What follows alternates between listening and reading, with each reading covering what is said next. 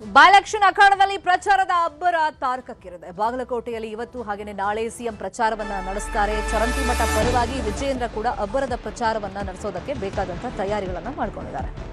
ಇನ್ನೊಂದು ಕಡೆ ಕುತೂಹಲ ಇರೋದು ದಾವಣಗೆರೆ ಕ್ಯಾಂಪೇನ್ಗೆ ಪ್ರಚಾರದ ಅಖಾಡಕ್ಕೆ ಜಮೀರ್ ಅಹಮದ್ ಖಾನ್ ಬರ್ತಾರಾ ಅಂತ. ಭಿನ್ನಮತ ಶಮನ ಆದರೂ ಕೂಡ ಬಿಕ್ಕಟ್ಟು ಕಾಂಗ್ರೆಸ್ ಅಲ್ಲಿ ದಾವಣಗೆರೆಯ ಭಾಗದಲ್ಲಿ ಮುಂದುವರೆದಿದೆ. ಕೇರಳದಲ್ಲಿ ಜಮೀರ್ ಪ್ರಚಾರದಲ್ಲಿ ಬ್ಯುಸಿ ಆಗಿದ್ದಾರೆ ಅಂತ ಹೇಳಿದ್ರೂ ಕೂಡ ನಮ್ಮ ರಾಜ್ಯದಲ್ಲೂ ಉಪಚುನಾವಣೆ ನಡೀತಾ ಇರೋದ್ರಿಂದ ಅದರಲ್ಲೂ ಪ್ರಮುಖವಾಗಿ ಅಲ್ಪಸಂಖ್ಯಾತರು ಜಾಸ್ತಿ ಇರುವಂತ ಕ್ಷೇತ್ರ ದಾವಣಗೆರೆ ದಕ್ಷಿಣ. ಸೊ ಅಲ್ಲಿ ಎಲೆಕ್ಷನ್ ಡೇಟ್ ಅನೌನ್ಸ್ ಆಗಿದೆ. ಜಮೀರ್ ಈಗ ಬರ್ತಾರಾ?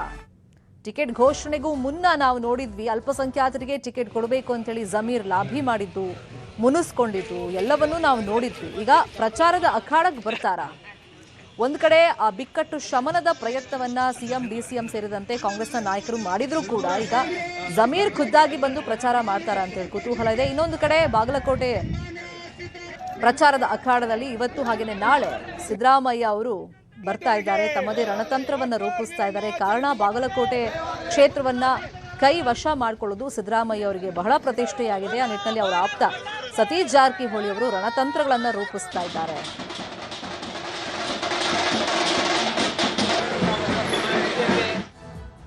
ಬೈ ಎಲೆಕ್ಷನ್ ಪ್ರಚಾರದ ಸಂದರ್ಭದಲ್ಲೇ ವಿಜಯೇಂದ್ರ ಸ್ಫೋಟಕವಾದಂತಹ ಹೇಳಿಕೆಯನ್ನ ಕೊಟ್ಟಿದ್ದಾರೆ. ಬಿಜೆಪಿ ಪರವಾಗಿ ಕಾಂಗ್ರೆಸ್ ಪಕ್ಷದವರು ಕೆಲಸ ಮಾಡ್ತಾ ಇದ್ದಾರೆ. ಪ್ರಾಮಾಣಿಕವಾಗಿ ಹೇಳ್ತಾ ಇದ್ದೀನಿ, ಉಡಾಫೆಯಿಂದ ಇದನ್ನು ಹೇಳ್ತಾ ಇಲ್ಲ. ಕಾಂಗ್ರೆಸ್ ಅವರು ನಮಗೆ ಒಳಗೆ ಸಹಕಾರವನ್ನ ಕೊಡ್ತಾ ಇದ್ದಾರೆ ಅಂತ ಬಾಗಲಕೋಟೆಯಲ್ಲಿ ಬಿಜೆಪಿಯ ರಾಜ್ಯಾಧ್ಯಕ್ಷ ವಿಜಯೇಂದ್ರ ಈ ಹೇಳಿಕೆಯನ್ನ ಕೊಟ್ಟಿದ್ದಾರೆ. ಪರೋಕ್ಷವಾಗಿ ಚರಂತಿಮಠ ಪರವಾಗಿ ಯತ್ನಾಳ್ ಪ್ರಚಾರಕ್ಕೆ ಬರೋದನ್ನ ಒಪ್ಕೊಂಡಿದ್ದಾರೆ ಬಿವೈವಿ. ಮಧ್ಯದಲ್ಲಿ ಕಾಂಗ್ರೆಸ್ ಅವರು ನಮಗೆ ಒಳಗೆ ಸಹಕಾರವನ್ನ ಕೊಡ್ತಾ ಇದ್ದಾರೆ. ನಾನು ಪ್ರಾಮಾಣಿಕತೆಯಿಂದ ಹೇಳ್ತಾ ಇದ್ದೀನಿ, ಉಡಾಫೆಯಿಂದ ಈ ಮಾತು ಹೇಳ್ತಿಲ್ಲ ಅಂತ ಹೇಳಿದ್ದಾರೆ. ಭಾರತೀಯ ಜನತಾ ಪಾರ್ಟಿ ಅಭ್ಯರ್ಥಿನ ಗೆಲ್ಲಿಸಬೇಕು ಅಂತೇಳಿ ಕಾಂಗ್ರೆಸ್ ಪಕ್ಷದವರು ಕೆಲಸ ಮಾಡ್ತಾ ಇದಾರೆ ಎರಡೂ ಕ್ಷೇತ್ರದಲ್ಲಿ. ನಾನು ಪ್ರಾಮಾಣಿಕವಾಗಿ ಹೇಳ್ತಾ ಇದ್ದೀನಿ. ನಾನು ಸುಮ್ಮನೆ ನಿಮ್ ಹೇಳಿಕೆ ಸುಮ್ಮನೆ ಉಡಾಫೆಯಾಗಿ ನಮ್ಮ ಮಾತನ್ನ ಹೇಳ್ತಿಲ್ಲ. ಕಾಂಗ್ರೆಸ್ ಪಕ್ಷದವರು ಇವತ್ತು ಒಳಗೆ ನಮ್ಗೆ ಸಹಕಾರ ನೀಡ್ತಾ ಇದ್ದಾರೆ. ಹಂಗೆ ಬಿಜೆಪಿ ಅಭ್ಯರ್ಥಿ ಗೆಲ್ಲಿಸ್ಬೇಕು ಅಂತೇಳಿ ಯಾರೇ ಕೆಲಸ ಮಾಡಿದ್ರು ನಾನು ಸ್ವಾಗತ ಮಾಡ್ತೇನೆ. ಬಾಗಲಕೋಟೆನಲ್ಲಿ ಬೇರೆ ಬೇರೆ ಹರಿಕತೆಗಳು ಹೇಳ್ಕೊಂಡಿಲ್ಲಿ ಹಣ ಬಲ ತೋಳ್ಬಲವನ್ನ ಬಳಸ್ಕೊಂಡು ಅಧಿಕಾರದ ದುರ್ಬಳಕೆಯನ್ನ ಮಾಡಿಕೊಂಡು ಇಲ್ಲಿ ದಬ್ಬಾಳಿಕೆ ಮಾಡ್ಬೇಕು ಅಂತ ಹೇಳಿದ್ದು ಕಾಂಗ್ರೆಸ್ ಪಕ್ಷ ಹುನ್ನಾರ ನಡೆಸ್ತಾ ಇದೆ. ಆದರೆ ಬಾಗಲಕೋಟೆಯ ಪ್ರಜ್ಞಾವಂತ ಮತದಾರರು ಈಗಾಗಲೇ ನಿರ್ಧಾರ ಮಾಡಿದ್ದಾರೆ.